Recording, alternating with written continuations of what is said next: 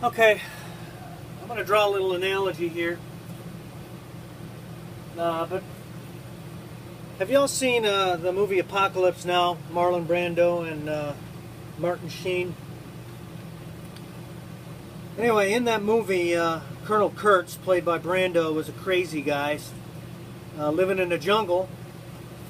And basically, he set himself up as a god.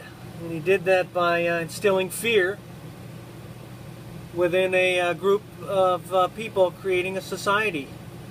The easy way to do that was to start chopping people's heads off. If you watch the movie and you see Martin Sheen come up on this guy's little nation, there's heads on posts all the way around, rotting heads, you know. These people had been beheaded and their heads were stuck on a post as a sign to everyone that, hey, here's the boundaries of my society and look what happens to some of the people in it, should they disagree with me.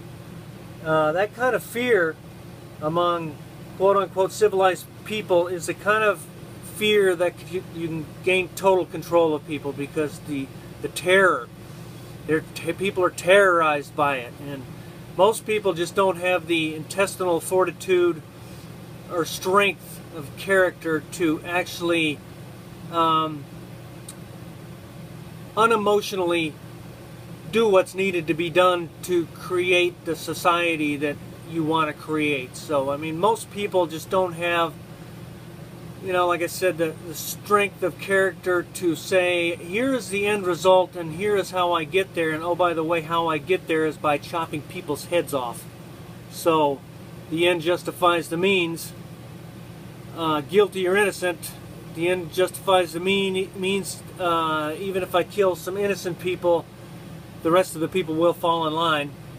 And that's what happened in that movie. And if you listen to some of the dialogue in that movie, Colonel Kurtz says, you know, he was fighting on the American side against the Vietnamese, North Vietnamese, and the Red Cross had gone in and inoculated a bunch of little kids, you know, 3-4-year-old kids, 30-40 of them.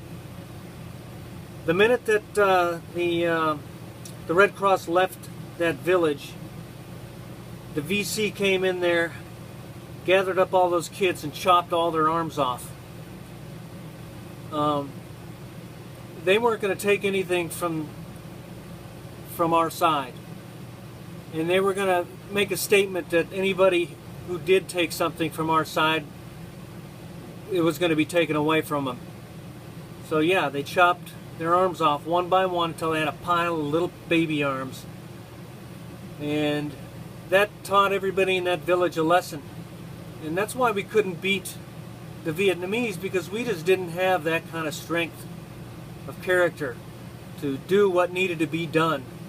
And when we did see somebody who did have that, it shocked us and terrorized us, and we ran screaming away and had nightmares about it. But that's the way the world works, people. It's a hard world. If you can't back up and dispassionately do what needs to be done to see good prevail, then evil will prevail. And there's a lot more to be said about that, but just think about that. Anyway, if you got any comments, put them in the comments. Talk to you later.